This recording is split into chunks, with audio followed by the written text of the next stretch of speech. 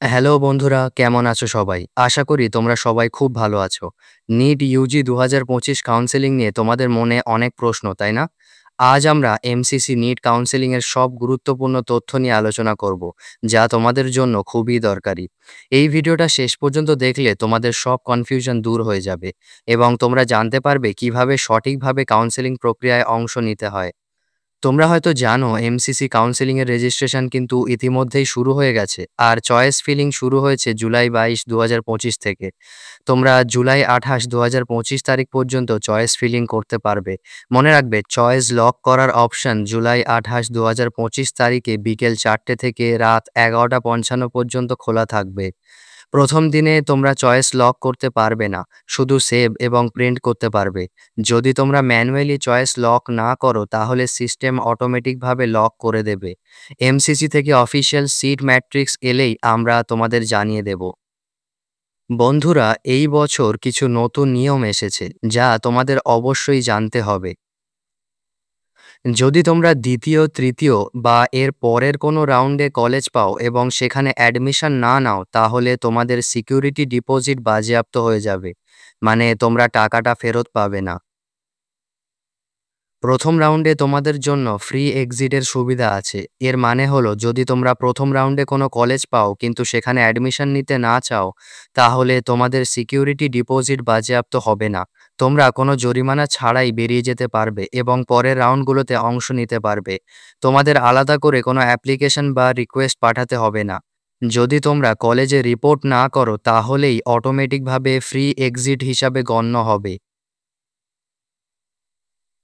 এই বছর এনআরআই অ্যাডমিশনের প্রক্রিয়াতে কিছু পরিবর্তন এসেছে। এখন শুধু সরাসরি এনআরআই ক্যান্ডিডেটরা বা যাদের বাবা মা এনআরআই তারাই এই কোটায় অংশ নিতে পারবে। স্পন্সর্ড ক্যান্ডিডেটদের জন্য নিয়ম কিছুটা কঠোর হয়েছে। তোমাদের কাছে ইন্ডিয়ান মিশন বা মিনিস্ট্রি অফ এক্সটার্নাল অ্যাফেয়ার্স থেকে জারি করা এনআরআই স্ট্যাটাসের বৈধ ডকুমেন্ট থাকা আবশ্যক। পিডাব্লিউডি ক্যান্ডিডেটদের জন্য নতুন গাইডলাইন্স এসেছে। তোমাদেরকে এমসিসি দ্বারা অনুমোদিত ১৬টি বিশেষ সেন্টার থেকে নতুন করে ডিসেবিলিটি সার্টিফিকেট নিতে হবে। তোমাদের ইউডিআইডি কার্ড এবং অন্যান্য প্রয়োজনীয় ডকুমেন্ট নিয়ে এই সেন্টারগুলোতে যেতে হবে। এই নতুন নিয়ম সুপ্রিম কোর্টের নির্দেশ এবং ন্যাশনাল মেডিকেল কমিশন এনএমসি এর গাইডলাইন্স অনুযায়ী তৈরি হয়েছে, যাতে ডিসেবিলিটি সঠিকভাবে যাচাই করা হয়। কাউন্সেলিংয়ের জন্য তোমাদের নিট কোয়ালিফাইড হতে হবে। জেনারেল এবং ইডাব্লিউএস ক্যাটাগরির জন্য দ্বাদশ শ্রেণীতে ফিজিক্স, কেমিস্ট্রি এবং বায়োলজি বা বায়োটেকনোলজিতে মোট 50% নাম্বার থাকতে হবে।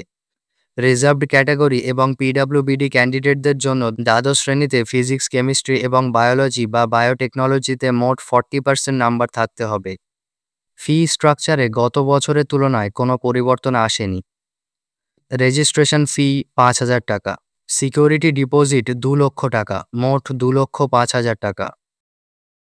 জেনারেল বা ইডাব্লিউএস রেজিস্ট্রেশন ফি ১,০০০ টাকা। সিকিউরিটি ডিপোজিট ১০,০০০ টাকা, মোট ১১,০০০ টাকা। SC, ST, OBC, PWD registration fee ৫০০ টাকা। সিকিউরিটি ডিপোজিট ৫,০০০ টাকা, মোট ৫,৫০০ টাকা। কাউন্সেলিং মূলত ৪টি রাউন্ডে হয়: রাউন্ড ১, রাউন্ড ২, রাউন্ড ৩ এবং স্ট্রে ভ্যাকেন্সি রাউন্ড। যদি কোনো কলেজ না পাও তাহলে সরাসরি রাউন্ড 2তে অংশ নিতে পারবে। যদি কলেজ পাও তাহলে অ্যাডমিশন নিতে পারো অথবা ফ্রি এক্সিট অপশন ব্যবহার করতে পারো। যদি অ্যাডমিশন নাও এবং পরে আপগ্রেড করতে চাও তাহলে কলেজে একটি আপগ্রেড ফর্ম জমা দিতে হবে। যারা রাউন্ড 1-এ রেজিস্ট্রেশন করোনি তারা নতুন করে রেজিস্ট্রেশন করতে পারবে। যদি কলেজ পাও এবং অ্যাডমিশন না নাও তাহলে তোমাদের সিকিউরিটি ডিপোজিট বাজেয়াপ্ত হবে। রাউন্ড 3তে অংশগ্রহণ নিতে হলে আবার সিকিউরিটি ডিপোজিট দিতে হবে। যদি অ্যাডমিশন নাও তাহলে রেজিগনেশন করতে পারবে না, তবে আপগ্রেড অপশন থাকবে। যদি রাউন্ড 1 থেকে আপগ্রেড হও তাহলে আগের কলেজ থেকে রিলিভিং লেটার নিয়ে নতুন কলেজে অ্যাডমিশন নিতে হবে। এখানেও নতুন রেজিস্ট্রেশন করা যাবে।